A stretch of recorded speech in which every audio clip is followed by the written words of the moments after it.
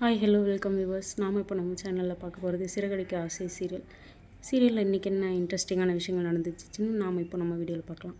வாங்க வீடியோக்குள்ளே போகலாம். என்ன நடந்துச்சு அப்படின்னு பார்த்தீங்கன்னா, முத்துவும் மீனாவும் சீதா லவ் பண்ணுற பையனை காட்டுறதுக்காக சீதா வர சொல்லியிருந்தாங்கன்ட்டு கோயிலுக்கு போகிறாங்க.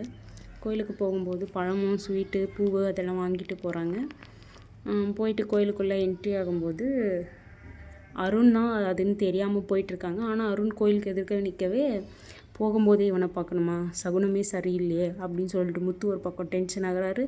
அருண் ஒரு பக்கம் இவனை பார்க்கணும், நம்ம நல்ல விஷயத்துக்காக வந்திருக்கோம், ஏன் இவனை பார்க்குறோம் அப்படின்னு சொல்லிட்டு மாறி மாறி ரெண்டு பேரும் நினச்சிக்கிறாங்க. ஆனால் ரெண்டு பேருமே அவங்கள தான் பார்க்க போகிறோன்றது அவங்களுக்கு தெரியாமல் அப்படின்னு நினச்சிட்ருக்காங்க.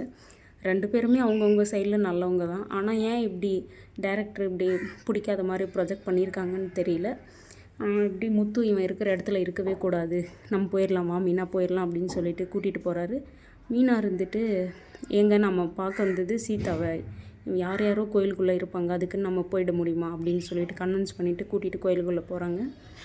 போனதும் சீதாவை பார்த்துட்டு மாமா இவர் தான் மாமா அப்படின்னு சொல்லிட்டு கோயில் பின்னாடி நின்றுருந்தவங்கள கூப்பிட்டு வந்து காட்டுறாங்க. ரெண்டு பேருக்கும் பார்த்துட்டு ஒரே ஷாக்கிங். எதிர்க்க பார்த்துட்டு நீயா அப்படின்னு சொல்லிட்டு முத்து ஒரு வார்த்தை கூட பேசல, அந்த இடத்த விட்டு வெளியே வந்துட்டாங்க. சீதா பார்த்துட்டு ரொம்பவே கஷ்டப்பட்டாங்க.